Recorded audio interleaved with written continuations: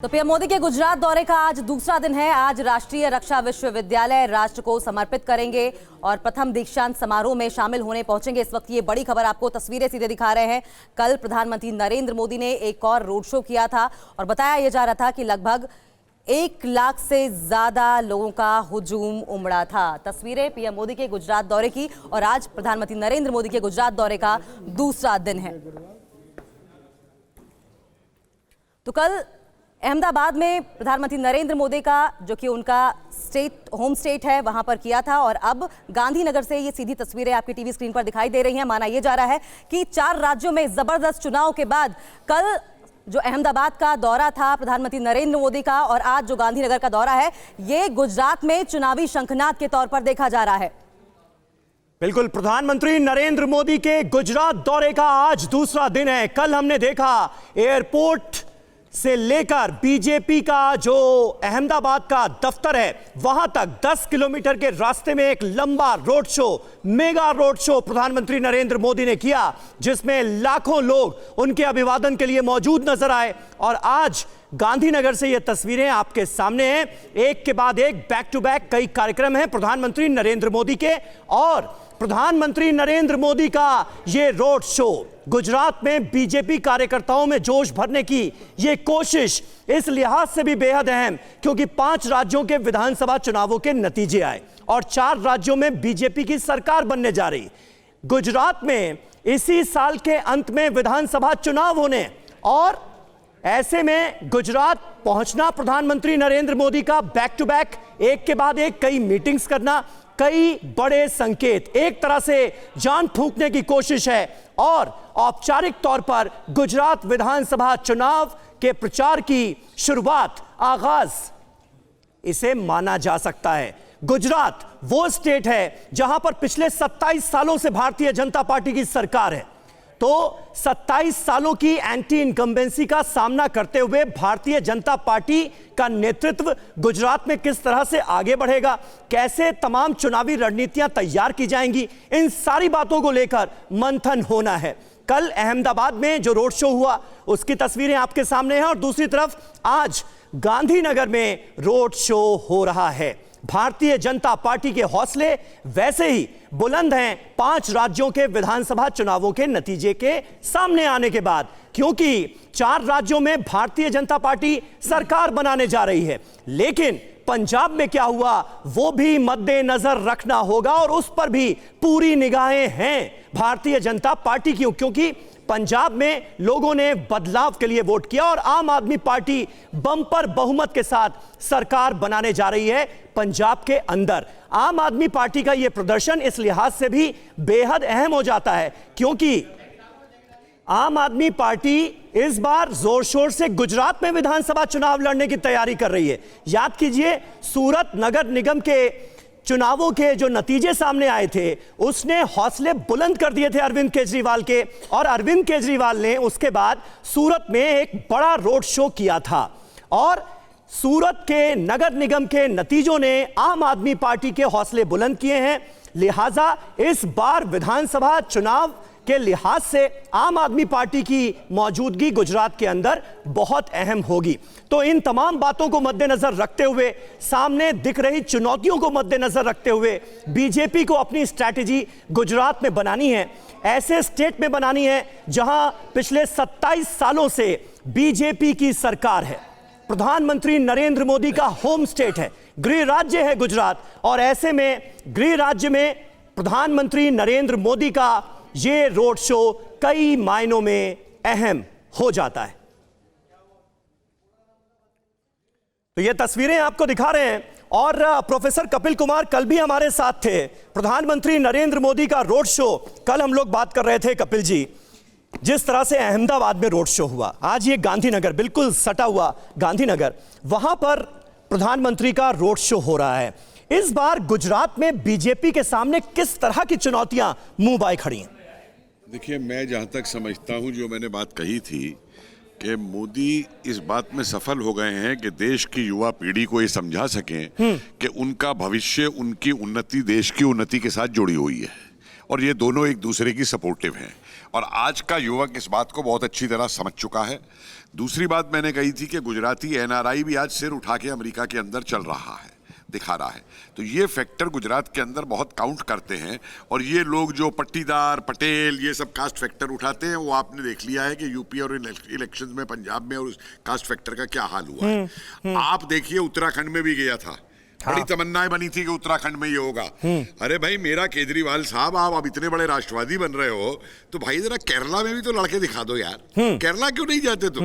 बंगाल में क्यों नहीं लड़ते? ये तो अरविंद केजरीवाल ही तय करेंगे ना कि उन्हें कहां लड़ना है, कहां नहीं लड़ना है। कपिल जी, आप उत्तराखंड का एग्जाम्पल बता रहे हैं, लेकिन आप गोवा को भी तो देखिए, वहां पर 2 विधायक चुनकर आ गए केजरीवाल के। देखिए, जब आप एनालिसिस करते हैं जी, तो लोग एक ऑल्टरनेट मोड पे वोट देते हैं। पंजाब में क्या हुआ?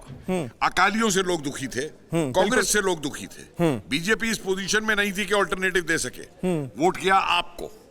जिस दिन कोई और थर्ड पार्टी कहीं खड़ी हो जाएगी कि ऑल्टरनेटिव देने के लिए, वो जाएगी वहां पे, पब्लिक जाएगी। नहीं तो वो उस स्पेस को आप कह रहे हैं कांग्रेस लगातार कमजोर हो रही है, और कांग्रेस को खत्म होते हुए लगातार हम देख रहे हैं। विधानसभा चुनावों के नतीजे जो हैं वो इसकी तस्दीक कर रहे हैं। लेकिन जिस स्पेस की आप बात कर रहे हैं, वो स्पेस कब्जाने की आम आदमी पार्टी की कोशिश गुजरात में भी क्या रंग ला सकती है क्या? देखिए, कोशिश होगी, लेकिन हाल वही होगा जो उत्तराखंड में हुआ है आम आदमी पार्टी। अच्छा, कोशिश करेंगे, वो पूरी जोर शोर से करेंगे। और इसकी बड़ी वजह आपको क्या लगती है? 27 साल की, पिछले 27 सालों से बीजेपी की सरकार है, कोई एंटी इनकम्बेंसी नहीं। देखिए, एक बात समझ लीजिए, दिल्ली को रन करना और गुजरात को रन करना दो अलग अलग बातें हैं। दिल्ली के अंदर मुझे बताइए कितना इंडस्ट्रियलाइजेशन किया केजरीवाल ने? मुझे बताइए कितने लोगों को रोजगार दिया केजरीवाल ने? केवल एक हेल्थ और उसकी जो बात करता है एजुकेशन की। श्रीमान जी, गुजरात इंडिया का बहुत वाइफल इकोनॉमिक स्टेट है। गुजरात में बहुत बड़ी इंडस्ट्री है, गुजरात के अंदर बहुत बड़ा एग्रीकल्चर है। दिल्ली में तो एग्रीकल्चर तक नहीं है। तो जब उन चीजों को कन्फ्रंट करना होता है तो जनता उस पर डिसाइड करेगी कि मेरी इंडस्ट्रियल पॉलिसी को मोदी सपोर्ट कर रहा है या केजरीवाल सपोर्ट करेगा। ठीक है, ये तो बात हुई केजरीवाल की चुनौती की, आम आदमी पार्टी के चैलेंज की। लेकिन खुद इंटरनल चैलेंजेस क्या हैं बीजेपी के सामने? हमने देखा अपने मुख्यमंत्री को बदलना पड़ा। उत्तराखंड में मुख्यमंत्री 3 बार बदला जाता है, लेकिन उसका नुकसान नहीं हुआ, फायदा हुआ, और बंपर बहुमत से उत्तराखंड में बीजेपी सरकार बनाती हुई नजर आ रही है। यहां पर बीजेपी की स्ट्रेटेजी क्या नजर आती? देखिए, इंटरनल मैं आपको बताऊं, जो इंटरनल आपने यूपी में देख लिया जी, कि जो छोड़ के गए बीजेपी को, उनका क्या हाल हुआ? बंटाधार हो गया, बंटाधार हो गया। ये एक सबक है गुजरात के लिए कि गुजरात के अंदर भी जो इस तरीके का छुटमुट इंटरनल रिवोल्ट उठ रहा था, वो बीजेपी उसको सप्रेस कर देगी। और हर कोई अब राइडिंग वेव के साथ रहना चाहेगा। तो ऐसे अपॉर्चुनिस्ट भी जो पार्टीज को सपोर्ट करते हैं, वो पार्टी नहीं छोड़ेंगे। ये एक बहुत बड़ा फैक्टर गुजरात के अंदर बनेगा इसके अंदर। लेकिन कपिल जी, इस अप्रोच के बारे में भी जरा बताइए। ये जो बीजेपी की अप्रोच है, देखिए परसों जीत हासिल की, 2 राज्य ऐसे जहां प्रचंड बहुमत, 2 में सरकार बनना तय, और उसके अगले ही दिन प्रधानमंत्री मोदी पहुंच जाते हैं। एक्सपर्ट्स ये कहते हैं कि बीजेपी चुनाव होने से पहले 3-4 साल पहले से तैयारी शुरू कर देती है, आपको बताऊं, और ये अप्रोच लैक करती है बाकी पार्टीज में। शायद इसी वजह ऐसे नतीजे नजर आते हैं। परसों एक चैनल के ऊपर लखनऊ में शो हो रहा था, और एक मुस्लिम जेंटलमैन वहां पे थे मौजूद फैजाबाद से। उनसे जब पूछा गया तो उन्होंने कहा कि बीजेपी की जीत का सबसे बड़ा कारण यह है कि ये साल भर आके जनता के बीच में रहते हैं, केवल चुनाव के टाइम पे नहीं आते। एक फैक्टर बीजेपी के लिए जो इस समय चैलेंजेस हैं गुजरात के अंदर, वो सबसे बड़ा यह आएगा कि एजुकेशन में जिस तरीके का रिफॉर्म चाहिए वो अभी सामने नहीं आ पा रहा है कोशिशों के बावजूद। लेकिन इसमें अगर आप सर एजुकेशन की जब बात कर रहे हैं तो फिर अरविंद केजरीवाल की भी बात कीजिए, क्योंकि देखिए जब वो केजरीवाल ने हायर एजुकेशन में क्या किया मुझे बताइए। जब वो लेकिन आप बेसिक एजुकेशन से शुरू करके टीचरों को रेगुलराइज तक नहीं कर पाया दिल्ली के अंदर। सर, पंजाब में जब अरविंद केजरीवाल पहुंचे तो उन्होंने एजुकेशन की बात की, उन्होंने मेडिकल फैसिलिटीज की बात की। दिल्ली में जब वो आए थे तो इन्हीं 2 चीजों पर उन्होंने गेम खेला था, या आप ये कहिए, या लोगों के बीच में वो पहुंचे थे इन्हीं मुद्दों को लेके। तो गुजरात में अगर इसी चीज को लेकर वो जाते हैं तो क्यों उनके पास एक एज नहीं होगी? या आप ये मान के बैठे हैं कि बीजेपी हर एंटी इनकम्बेंसी को ध्वस्त ही करेगी? ये तय है। ये सवाल ये नहीं है, सवाल ये है कि 1 फैक्टर, 2 फैक्टर, 4 फैक्टर होते हैं। आज यूपी के इलेक्शन में भी हमने देख लिया कि जिन लोगों के बारे में, टिकैत के लोगों के बारे में ये कहा जा रहा था कि वो एंटी बीजेपी वोट देंगे, वहां भी हमने रिजल्ट देख लिए कि उन्होंने कहा ठीक है हमारा ये इशू सॉल्व हो गया, अब हम राष्ट्र के साथ है। बहुत सारे फैक्टर्स काम करते हैं, एक फैक्टर खाली एजुकेशन या वो नहीं काम करता है। लेकिन अखिलेश और जयंत की जोड़ी ने जो कमाल किया है वेस्टर्न यूपी में, उसको दरकिनार आप नहीं कर सकते। कई बड़े बड़े धुरंधर बीजेपी के, संगीत सोम जैसे धुरंधर, सुरेश राणा जैसे धुरंधर, ये सब साफ हो गए। देखिए, मैं बड़ा खुश हूं कि धुरंधर अगर साफ होते हैं। हाँ। मैं आपको बता दूं, चाहे किसी भी पार्टी के हो, उसकी वजह है कि पारिवारिक या फिर वो जो बन जाती है ना कि वो कौन कि मेरे को एमपी की टिकट नहीं चाहिए, मेरे बेटे को टिकट दे दो, ये सब चीजें इंडियन डेमोक्रेसी के लिए एक बहुत हेल्दी साइन है। ये जो हो रहा है कि धुरंधरों का नीचे गिरना, जिससे राजनीति के ऊपर किसी एक धुरंधर का वर्चस्व ना बन सके। नहीं, अभी की स्थिति में गुजरात को लेकिन कैसे कपिल सर आप रीड कर रहे हैं? क्या जरूरत है बीजेपी को करने की? किन वादों के साथ, किन मुद्दों के साथ, क्या कुछ ऐसा बाकी रहा जो सरकार ने पूरा नहीं किया, ताकि वो ऑपोजिशन जो वहां जगह बनाने की कोशिश करे उसको कहीं स्टैंड ना होने दे? देखिए, एजुकेशन से मेरा मतलब प्राइमरी और उस एजुकेशन से नहीं था। मेरा एजुकेशन से मतलब था कि जो मॉडर्न एजुकेशन चाहिए, आप साइबर स्टडीज के डिपार्टमेंट खोलिए, आप मिलिट्री स्ट्रेटेजिक स्टडीज के खोलिए, आप इसके खोलिए कंप्यूटराइजेशन ग्राफिक्स के खोलिए डिपार्टमेंट्स, और जो मॉडर्न बाय टेक्नोलॉजी के आप डिपार्टमेंट्स और खोलिए। मैं उस एरियाज में बात कर रहा हूं। आप ये कह रहे हैं इन एरियाज में दिल्ली में काम नहीं हुआ, अंशु जी कुछ और कह रही हैं, लेकिन दिल्ली में ये जो हायर एजुकेशन जिसकी आप बात कर रहे हैं, है क्या यहाँ दिल्ली में इस पर काम हो? जवाहरलाल नेहरू यूनिवर्सिटी में हम लोग ये तमाम जो टॉपिक्स हैं उसको कवर करते हैं। स्कूल ऑफ इंटरनेशनल स्टडीज़ में हमने एनईपी को ध्यान में रखते हुए special centre of national security studies भी जेएनयू में शुरू किया है। So we are working on that. ठीक है, लेकिन गुजरात के चुनावों के मद्देनजर इस वक्त हम बात कर रहे हैं, और ये दो तस्वीरें इस वक्त बड़ी अहम, क्योंकि प्रधानमंत्री नरेंद्र मोदी का 2 दिनों का ये दौरा, और लगातार जो तस्वीरें सामने आ रही हैं गुजरात से, वो इस बात की तस्दीक करते हुए दिख रही हैं कि जैसा कि प्रधानमंत्री नरेंद्र मोदी ने 5 राज्यों के विधानसभा चुनावों के नतीजे आने के बाद दिल्ली में बीजेपी के हेडक्वार्टर में जो बात कही थी कि एक पल भी गंवाना नहीं है, वक्त बिल्कुल बर्बाद नहीं करना है, आने वाले चुनावों की रणनीति बनाने के लिए और विजय का मार्ग प्रशस्त करने के लिए एकजुट हो जाना है और पूरी ताकत से चुनावी मैदान में उतरने की तैयारी करनी है। तो अब इसके बाद सीधे उनका गुजरात पहुंचना और वहां पर बीजेपी के कार्यकर्ताओं में जोश भरना, नई ऊर्जा का संचार करना, इसे आप किस तरह से देखते हैं? देखिए, एक दिन जीत हुई, हाँ, अगले दिन वो गुजरात पहुंच गए जी। वो हॉलिडे मनाने विदेश नहीं गए, जैसे और दलों के नेता हॉलिडे मनाने चले जाते हैं इलेक्शन के दौरान में भी बीच में, वो नहीं गए। दूसरी चीज ध्यान रखिए, अभी मोदी जी ने अपना पैकेज नहीं अनाउंस किया है गुजरात के लिए, अभी टाइम बहुत पड़ा हुआ है। आप देखिए गुजरात के लिए वो क्या इंडस्ट्री और क्या पॉलिसी और लेके आते हैं, उसके बाद बात करेंगे। नहीं, तो मुझे ये बताइए कि जैसे गुजरात का हम जिक्र कर रहे हैं, 27 सालों से बीजेपी की सरकार, और गुजरात एक जमाने में हिंदुत्व की प्रयोगशाला माना जाता था, उसके बाद डेवलपमेंट के एजेंडे को आगे किया गया। आज Arvind Kejriwal model of governance का जिक्र हो रहा है। अरविंद केजरीवाल पंजाब में चुनाव जीतने के बाद कहते हैं कि अब हमारा नारा है नए भारत का, यानी एक तरह से वो अपनी पैन इंडिया अप्रोच दिखाते हुए नजर आ रहे हैं।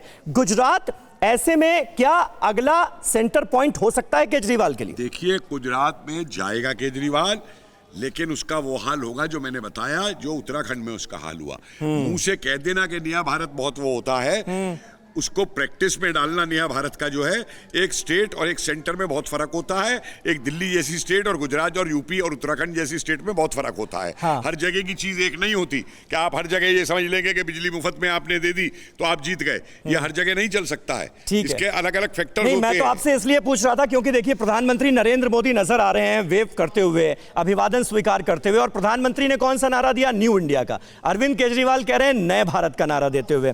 तो ये सीधे सीधे एक बताने की कोशिश भी मुझे लगता है हो रही है कि देखो हम आ गए हैं।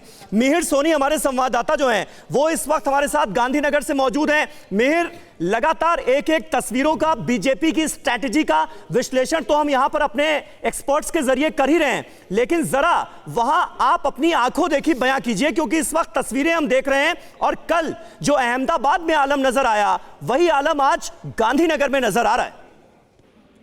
सही बात है। पीएम जब भी अहमदाबाद आते हैं तो उनके स्वागत के लिए जो पूरा तामझाम होता है कुछ अलग ही होता है। कल की बात किए तो अहमदाबाद एयरपोर्ट से लेके कमलम तक जो गांधीनगर है वहां तक रोड शो में लाखों की संख्या में जनमेद जो एकता हुए थे। और अभी भी यह गांधीनगर से लेके दहगाम तक जो रोड है वहाँ रोड शो जो मेगा रोड शो है उसमें बड़ी संख्या में जो जनमेद है वो उमटी हुई है। अभी के जो प्राइम मिनिस्टर यहाँ पे रोड शो है तो रोड शो के माध्यम से यहाँ राष्ट्रीय रक्षा यूनिवर्सिटी कॉन्वोकेशन है उनमें आ रहे हैं। पर बहुत बड़ी संख्या में लोग हैं कि जो जुड़े हैं और अभिवादन झेलते हुए प्राइम मिनिस्टर है उनका मेगा रोड शो अभी शुरू है। देख रहे हैं बीजेपी के प्रधानमंत्री मोदी की मौजूदगी और दीक्षांत समारोह के बाद आज के क्या-क्या कार्यक्रम है दूसरे दिन प्रधानमंत्री के? अभी तो यहाँ कॉन्वोकेशन खत्म होने के बाद यहाँ से शाम को खेल महाकुंभ का एक जो है वो इनॉग्रेशन करेंगे। गुजरात में खेल महाकुंभ का जो पूरा इनॉग्रेशन करने के बाद वो पूरा कार्यक्रम में 1.5 से 2 घंटे वहाँ रुकेंगे और बाद में वहाँ से रिटर्न अहमदाबाद राजभवन जाएंगे और राजभवन से वो दिल्ली शाम को वो रिटर्न होंगे। अच्छा कपिल सर, मेरा आपसे एक सवाल है। देखिए, जिसका जिक्र अभी इससे पहले हो रहा था कि साल के अंत में जाकर चुनाव है, लेकिन अभी से हम प्रधानमंत्री मोदी को यहां देख रहे हैं कि 4 राज्यों में जहां सरकार बनने जा रही है और प्रधानमंत्री का 2 दिन का दौरा होता है। अगर हम 2012 और 2017 के रिजल्ट्स का एनालिसिस करें तो इसमें एक जो फॉल है वो नजर आया था। जो नुकसान है, सरकार बनी, बहुमत आपको मिला, लेकिन आप जो नुकसान है वो सीटों के तौर पर हुआ था। तो क्या इसको भांपते हुए ये जो स्ट्रेटेजी है वो नजर आती है प्रधानमंत्री की?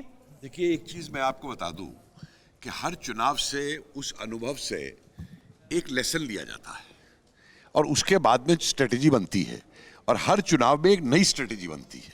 ये जरूरी नहीं है कि जो स्ट्रेटेजी 12 में अपनाई या 17 में अपनाई वही अब अपनाई जाए। उसकी जो खामियां थी, जहां वो स्ट्रेटेजी फेल की, उस चीज को लेकर के स्ट्रेटेजी बनाते हैं इलेक्शन की स्ट्रेटेजी वो नहीं है कि किसी इवेंट मैनेजमेंट वाले को दे दो और इलेक्शन बनवा लो अपना बना करके, समझे। और एक बात आप देखिए, सूरत के अंदर भी जो केजरीवाल ने किया वो उस टाइम पे किया जिस समय के कोविड का पूरा उसके ऊपर प्रभाव था। सूरत की डायमंड इंडस्ट्री बैठ चुकी थी, लेबर वहां से जा चुकी थी, एम्प्लॉयमेंट वहां पे नहीं था। तो आप ये कहने की कोशिश कर रहे हैं कि सूरत के समीकरण अलग हैं और पूरे गुजरात के समीकरण जो हैं वो जुदा हैं। ठीक है, इस पर हमारी बोलने के समीकरण अलग होते हैं वोट डालने के लिए। ठीक है। अड़ी सोमवार से शुक्रवार शाम 6 बजे सिर्फ TV9 भारतवर्ष पर।